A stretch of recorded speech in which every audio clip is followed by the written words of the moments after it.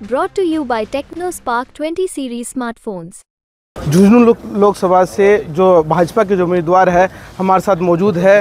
अगर बात की जाए तो उन्होंने कल नामांकन दाखिल किया है और फतेहपुर से शुरुआत की है और शुरुआत की है फतेहपुर के नगर आराध्य देव। भले ही सीकर में आए हो फतेहपुर, लेकिन जो ज़िले सीकर में आता है लेकिन संसदीय क्षेत्र है वो झुंझुनू है। आज इन्होंने फतेहपुर के नगर आराध्य देव श्री लक्ष्मणनाथ महाराज के मंदिर, अमृतनाथ मंदिर और यहाँ पर शुरुआत कर रहे हैं किस तरीके से, और ख़ास करके आप शुरुआत कर रहे हैं फतेहपुर की धरती जहाँ पर सबसे ज़्यादा शहीद है, क्या कहेंगे इसको? सबसे पहले तो आपको बधाई, आपने नामांकन दाखिल किया। धन्यवाद, आपको बहुत बहुत बधाई। आपके चैनल के माध्यम से पूरे फतेहपुर वासियों को बहुत बहुत बधाई।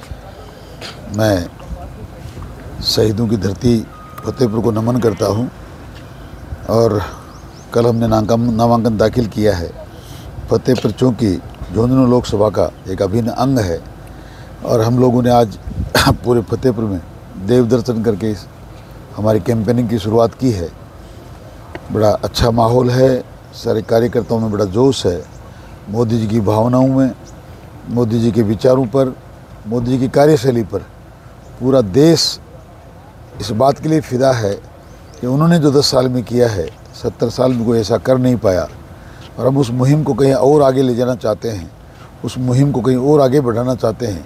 इस विकास के रास्ते पर चलते हुए इस राष्ट्र को बहुत ज़्यादा विकसित वो बनाना चाहते हैं। हम तो उनमें इस मुहिम में, उनकी कार्यशैली में, उनके द्वारा जो विचारधारा आगे बढ़ाई जा रही है उसमें एक छोटा सा दीपक जलाने आए हैं।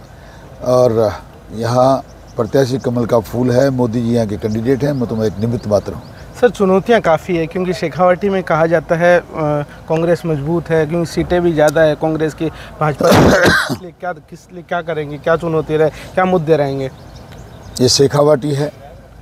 मोदी जी झुंझुनू आए थे तो वो कह रहे थे झुंझुनू झुकता नहीं जूझता है, और ये बात झुंझुनू में वो थे इसलिए कह दी। बाकी मैं समझ शेखावाटी के लिए कहता हूँ कि शेखावाटी के लोग न चुनौतियों से डरते हैं न समस्याओं से डरते हैं। कोई चुनौती नहीं है, हमारे पास हमारा लक्ष्य है, हमने अपना हर चीज़ निर्धारित कर रखी है और उस पर आगे बढ़ना है।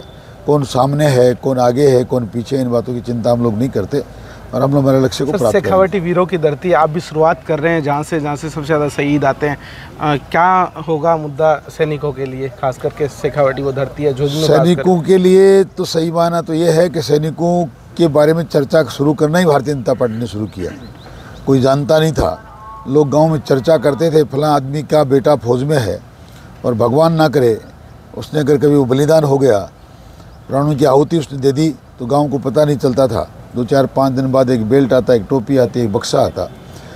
किस प्रकार सशरीर उनको वापस गांव में लाना, उनकी वीरांगनाओं को स्थापित करना, पूरे परिवार को संबल देना। भारतीय जनता पार्टी ने सैनिकों के परिवारों में उनके परिवार का सदस्य बनकर इस काम को संभाला है और पूरी दुनिया इस बात को जानती है। इसलिए सैनिकों के बारे में तो मैं इतना ही कहूँगा कि सैनिकों का सम्मान भारतीय जनता पार्टी ने शुरू की है। अटल बिहारी वाजपेयी नहीं होते तो सैनिकों का जो सम्मान आप देख रहे हैं नहीं होता, और हम उस मुहिम को और आगे बढ़ाते जा रहे हैं, उसी रास्ते पर चल रहे हैं। ये थे हमारे साथ सुब्रन चौधरी जो कि सांसद का चुनाव लड़ रहे हैं, लोकसभा प्रत्याशी है, और इन्होंने साफ तौर पर कहा है कि अगर मान और सम्मान किया है तो भाजपा ने किया है शहीदों का, और शहीदों की धरती से आज शुरुआत कर रहे हैं क्योंकि फतेहपुर से इन्होंने शुरुआत की है, देव दर्शन किए। राकेश गुज्जर, राजस्थान तक, फतेहपुर।